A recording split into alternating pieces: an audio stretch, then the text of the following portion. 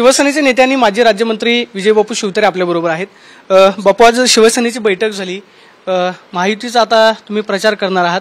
बापू अधिकृतरित्या सुनीत्रा वहिनींच्या प्रचारामध्ये कधीपासून उतरतील आणि कधीपासून बापूंचा प्रचार पाहायला? नाही, अगोदर एक महत्त्वाची गोष्ट आपल्याला सांगू इच्छितो की 27 तारखेला जेव्हा मी मुख्यमंत्री आणि दोन्ही उपमुख्यमंत्री यांच्याशी वर्षा बंगल्यावर जी चर्चा 3 तास झाली, त्या चर्चेनुसार संघर्ष न करता संपूर्ण बारामती लोकसभा मतदारसंघातील प्रत्येक विधानसभा मतदारसंघातील काही ज्वलंत प्रश्न मी मांडले आणि त्याच्यावरची सोल्युशन सांगितली आणि ती सगळ्यांना पटली।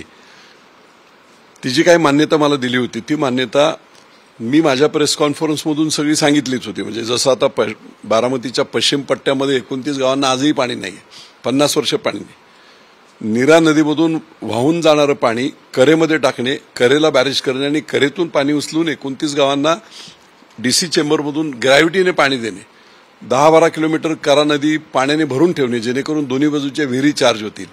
अशा प्रकारचा जो काही प्रपोजल आहे, प्रस्ताव आहे, तो मी दिला। त्याच्या बाबतीतली वर्किंग आता सुरू आहेत आणि एवढा मोठा इतक्या वर्षांना सुटलेला प्रश्न सुटतोय, तो निमित्त लागते कोणतरी, तो काय मोठाही नाही।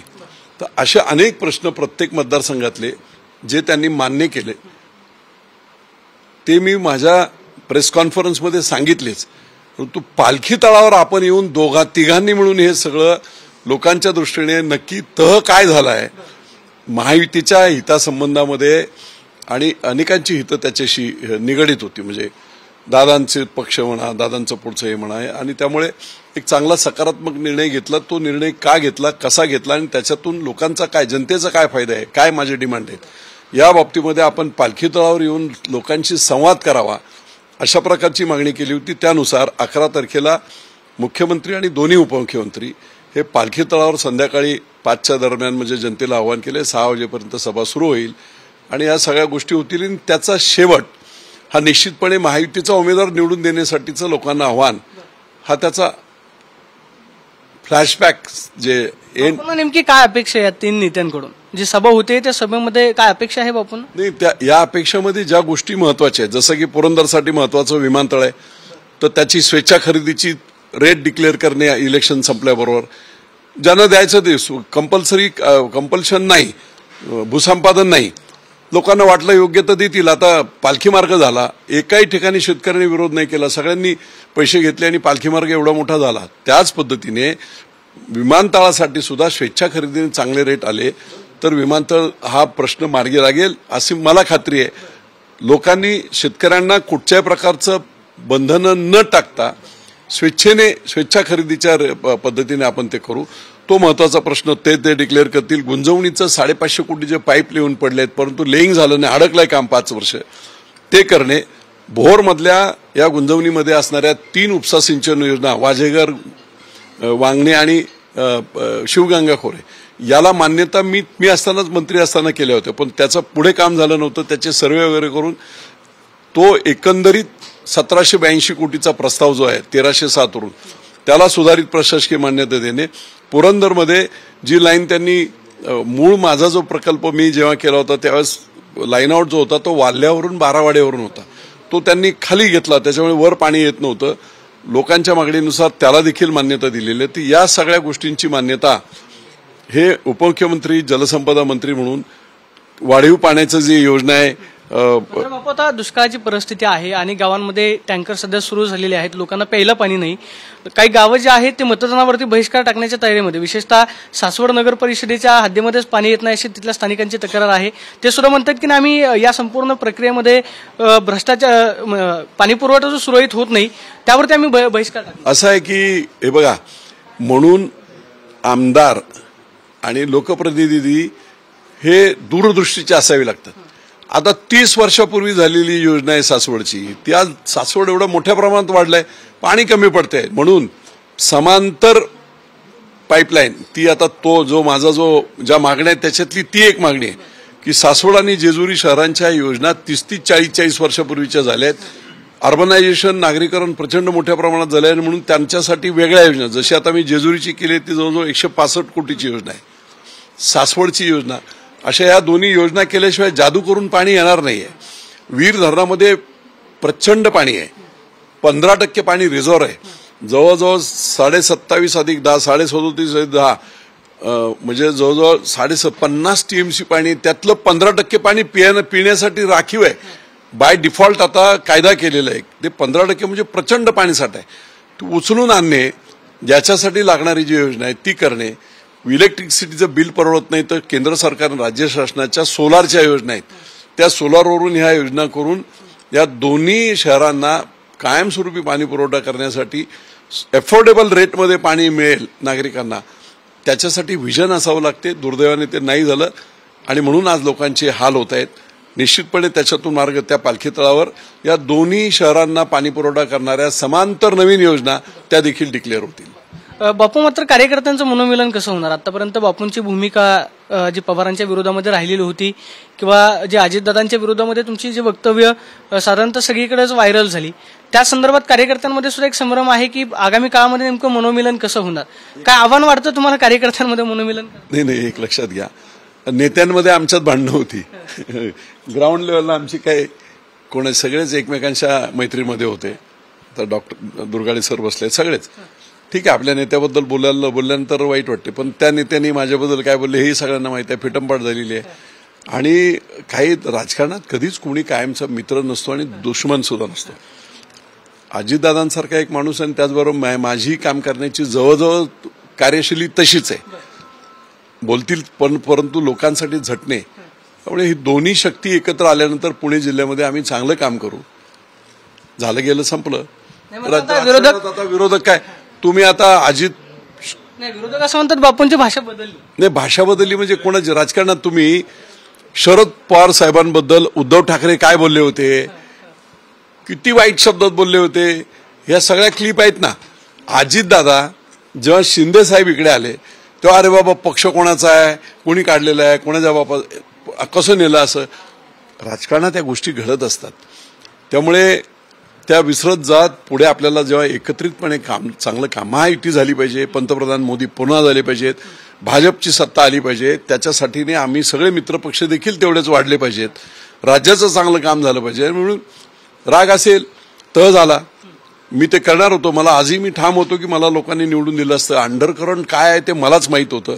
आता कसं करणार हे अंडरकरंट, कसं थोपवणार? महायुतीचा उमेदवार प्रचंड बहुमताने निवडून आणणे हे आमचं टार्गेट आहे. आम्ही ते करणार. मात्र लोकांचा अंडरकरंट लोकांना आम्हीच समजावणार ना. शेवटी आता अंडरकरंट जेव्हा लोकांना ज्या गोष्टीसाठी राग होता, काय की बापू आमदार झाले नाही, विमानतळ रखडलं, गुंजवणी रखडलं, हे सगळे प्रकल्प वॉर फुटिंगवर सुरू होत आहेत परत. लोकांना शेवटी काय पाहिजे? त्यांना विकास काम पाहिजे. तिन्ही प्रमुख लोक, दोन्ही उपमुख्यमंत्री आणि मुख्यमंत्री येऊन लोकांबद्दल अख्ख्या बारामती, माझा फक्त विधानसभा मतदारसंघ नाही, बारामती लोकसभा मतदारसंघातील आता ते 50 वर्षाचा प्रश्न मिटतोय ना, निरेतून पाणी इकडे टाकून. अजितदादांविषयी तुमच्या कार्यकर्त्यांचा जो असलेला राग आहे तो आता कमी झाला या 8-10 दिवसात? एक लक्षात घ्या, शेवटी शिवसेना नेत्यांवर प्रचंड आदर असतो. ते कोणी पत्रबित्र खोटं लिहिलं होतं ना, तशी पत्रबित्र लिहित नाहीत. मी बापाच्या भूमिकेत आहेत आणि माझे कार्यकर्ते मुलांच्या भूमिकेत. कोणी साधा कार्यकर्ता सुद्धा येऊन मला इकडे जाब विचारू शकतो, तेवढी लिबर्टी सगळ्यांना आहे. आणि मी अगदी कोणाला शिवाय घालतो नाही, कानाखाली सुद्धा वाजवतो, तरी लोकांना माहित आहे की आपला हा बापाच्या भूमिकेतला हा माणूस. त्यामुळे प्रचंड असं नातं, जसं महाराजांच्या काळात मी नेहमी बोलतो की मावळे मिळाले, त्याच्यानंतर विजय शिवतरेंना असे मावळे मिळाले आहेत की प्रचंड ताकदीने जे बोलेल ते करणार. त्यामुळे तुम्हाला असं चित्र दिसेल की एका बाजूने जेव्हा एकत्रित एनसीपीची जी ताकद होती, जी मतं होती 2009, 2014, 2019, त्याचा जर हिशोब केला आणि त्याच्यातलं डिव्हिजन जर पाहिलं तर खूप कमी मतदान झालं असतं. पण आज शिवसेना संपूर्ण एकत्र आली, भाजप सगळी एकत्र आली, याच्यामधून तुम्हाला एवढा ट्रेमेंडस फरक होईल की खूप मोठ्या मताने. किती लीड देणार पुरंदर? आता ते मी बोललो की परत हे होईल, महायुतीचा उमेदवार आमचा प्रचंड बहुमताने निवडून येईल आणि पुरंदर हा टर्निंग पॉइंट असेल, बारामती नाही.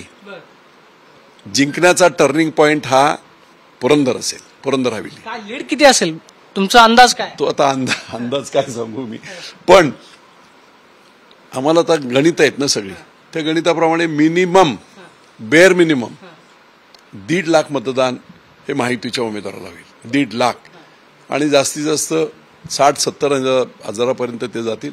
1.5 ते पावणे 2 लाख मतं म्हणजे मताधिक्य 50,000 ते 75,000. जसं त्या काळात सुप्रिया सुळेंना बारामतीमधून मताधिक्य असायचं तसं मताधिक्य महायुतीच्या आमच्या उमेदवाराला पुरंदरमधून असेल. बारामतीतून नाही, पुरंदरमधून असेल. अजित पवारांची तुम्ही त्यांच्या देवगिरीवरती जाऊन भेट घेतली. काय नेमकी दोघांमध्ये चर्चा झाली? तुम्ही आता ते जाहीर व्यासपीठावरती सांगणार? आता ते जाहीर व्यासपीठावर दादा बोलतील, मी बोलेल, काही ठीक आहे. पण झालं एक कटुता संपवून सकारात्मक दृष्ट्या सर्व कार्यकर्त्यांचं जनतेचं भलं याच्यातच आहे. तेही प्रचंड कार्यक्षम म्हणून प्रसिद्ध आहेत. माझी ख्याती तशीच आहे. 2 शक्ती जेव्हा एकत्र येतील तर जिल्ह्याच्या विकासासाठी प्रचंड फायदा होईल. कार्यकर्त्यांचा फायदा होतील. लोक निवडून येतील. कोण जिल्हा परिषद सदस्य बनेल, कोण तालुका पंचायत सदस्य बनेल, कोण जिल्हा परिषद अध्यक्ष बनेल. निश्चितपणे सर्व कार्यकर्त्यांना देखील तेवढा जोम मिळेल. आणि एक नवीन पिढी डेडिकेशनने काम करणारी, जशी मी नवीन पिढी उभी केली तशीच पिढी भाजप, राष्ट्रवादी आणि सेना या तिघांची एक चांगली नवीन पिढी उभी होईल याची मला खात्री आहे. मात्र आतापर्यंत तुम्ही असं म्हणत होतात की नाही, म्हणजे बारामती लोकसभा मतदारसंघ हा काही पवारांचा सातबारा नाहीये. मात्र आता लढत सुप्रिया सुळे विरुद्ध सुनेत्रा पवार अशी होती. सोशल मीडियावरती अशा पद्धतीच्या मीम्स व्हायरल होत आहेत. कुणी हरलं कुणी जिंकलं तरी पवारच निवडून येणार. पण आता एक पवार महायुती बरोबर आहेत, मोदी साहेबांबरोबर आहेत, आमच्या बरोबर आहेत. ते पवार, हे पवार आता इकडे आहेत ना, तो फरक आहे ना. तो हे पवार जरी असतील, हे महायुतीच्या पवार. आता त्यांची इनिंग सुरू झाली. 50 वर्षाची इनिंग संपली, आता नवीन इनिंग सुरू झाली. त्यामुळे आता ते फ्रेश आहेत, माझ्या दृष्टीने फ्रेश आहेत. शरद पवारांच्या सहानुभूतीची लाट कशी झोपवणार? पवार आता प्रत्येक विधानसभा मतदारसंघामध्ये फिरतायत, लोकांना आवाहन करतायत. ते म्हणतात पक्ष फोडलेलं लोकांना आवडलेलं नाहीये. ज्यांनी पक्ष काढला त्यांच्याच हातून केंद्रीय निवडणूक आयोगानं पक्ष काढून घेतला, हे सगळं जनतेला माहिती आहे. आता कायदेशीर बाबू आहे बघा. तुम्ही सेंटिमेंटली काय बोलाल याला काय अर्थ नाही. सुप्रीम कोर्ट आहे, निवडणूक आयोग आहे, कायदा आहे. त्या कायद्याच्या प्रोव्हिजनमध्ये बसून या देशात असं नाही करता येत. कायद्याच्या समजा काही चूक असेल तर तुम्हाला परत अपील करता येते. या सगळ्या गोष्टींच्या माध्यमातून जे गोष्ट होते त्याला भावनात्मक रंग देण्याचा प्रयत्न मला वाटतं योग्य नाही. कायदेशीर बाबीने भांडा ना तुम्ही. भावनात्मक कशाला रंग त्याचा देताय? सेंटिमेंटल इनकॅशमेंट कशासाठी आहे? शरद पवार भावनिक करताय. नाही, मी पवार साहेबांवर मी बोलणार नाही. मी कायद्याचा एक भाग म्हणून सांगितलं.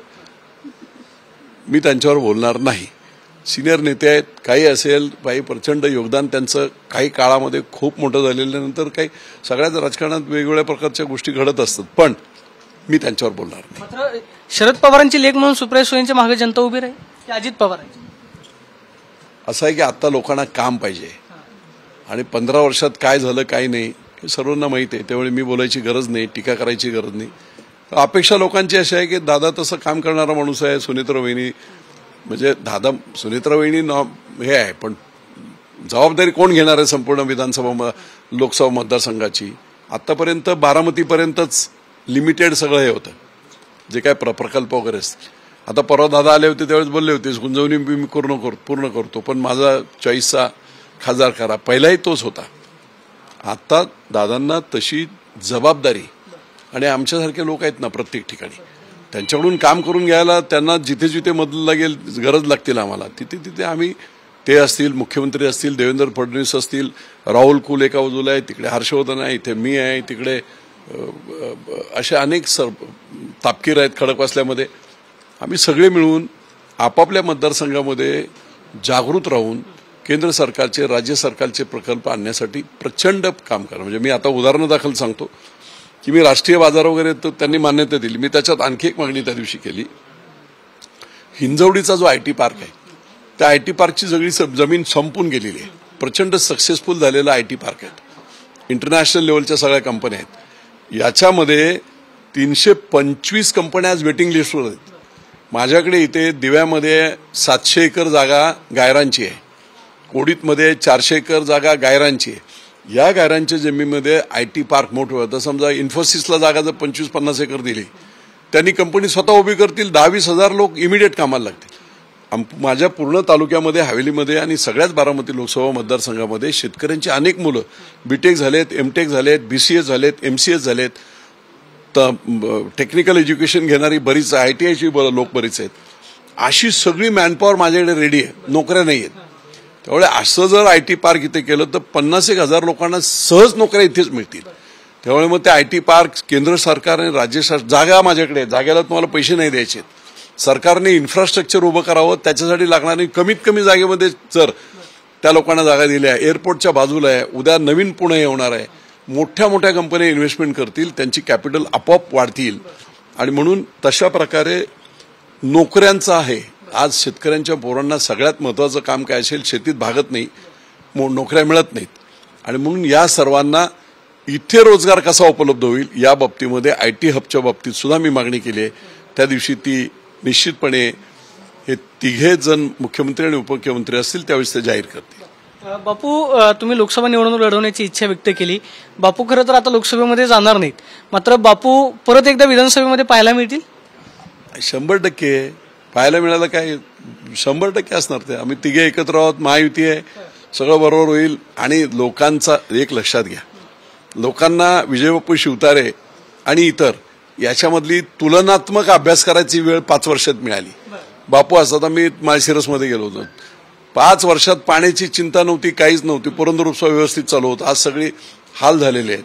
लोकांना बापूंचं ठरलंय की बापू पुढच्या विधानसभेला, ती माझी सेवेचा भाग आहे. तुम्हाला आमदार होणे माझ्यासाठी काही महत्वाचं नाही, पण लोकांची कामं करण्यासाठी साधन काय आहे तर ती आमदारकी आहे. म्हणजे पुढचे महायुतीचे विधानसभेचे उमेदवार बापूच असतात? नाही, ते आता बोलायची कारण नाही, अजून लोकसभा होऊ द्या ना. बापू, आता सध्या महायुतीचे उमेदवार जे आहेत ते ठिकठिकाणी जाहीर केले जात आहेत. विशेषतः जी शिवसेनेची धाराशिवची जागा होती ती अजित पवार गटाच्या राष्ट्रवादी काँग्रेसला मिळाली. तिथं भाजपचे आमदार असलेल्या राणा जगजितसिंह पाटलांच्या पत्नींना उमेदवारी मिळाली. त्यांना असा प्रश्न विचारण्यात आला की तुम्ही राष्ट्रवादी काँग्रेससाठी प्रयत्न करणार का, तर त्या म्हणाले मी महायुतीचे उमेदवार आहेत. म्हणजे ठिकठिकाणी राजकीय तडजोड जी आहे ती करावी लागेल. नाही, ठीक आहे. आता त्याच्यावर बऱ्याच ठिकाणी महायुती म्हणून निवडून कोण येऊ शकतो, मेरिट कोणाचं आहे, त्या दृष्टीने ऍडजस्टमेंट चाललेले. त्यामुळे आता आमच्याकडचे तगडे उमेदवार आढळराव राष्ट्रवादीकडे गेले, काय चूक आहे, ठीक आहे. शेवटी निवडून येण्याची क्षमता, मेरिट हा महत्वाचा भाग आहे. आणि त्यानुसार एकमेकांच्या तिघे बसून चर्चा करून कोण कुठे चालतंय, जिंकून येणे हे महत्वाचं आहे. शेवटचा प्रश्न, अजित पवारांचा आणि विजय बापूंचा जो राजकीय संघर्ष होता, जी कटुता होती, ती आता संपली. आतापर्यंत दुश्मनी पाहिली, आता दोस्ती बघा. काय होईल दोस्तीमध्ये, काय होईल आता बघा ना तुम्ही. खरं तर आपण पाहतोय की अजित पवार आणि विजय बापू शिवतारे यांची आतापर्यंत जी राजकीय दुश्मनी होती ती संपली, आता दोस्ती पहा, असं सूचक प्रतिक्रिया जी आहे विजय बापूंनी दिल्याचं पाहायला मिळते. कॅमेरा पर्सन अभिजित पेसासोन, मी प्रदीप कापसे, TV9 मराठी, सासवड, पुणे.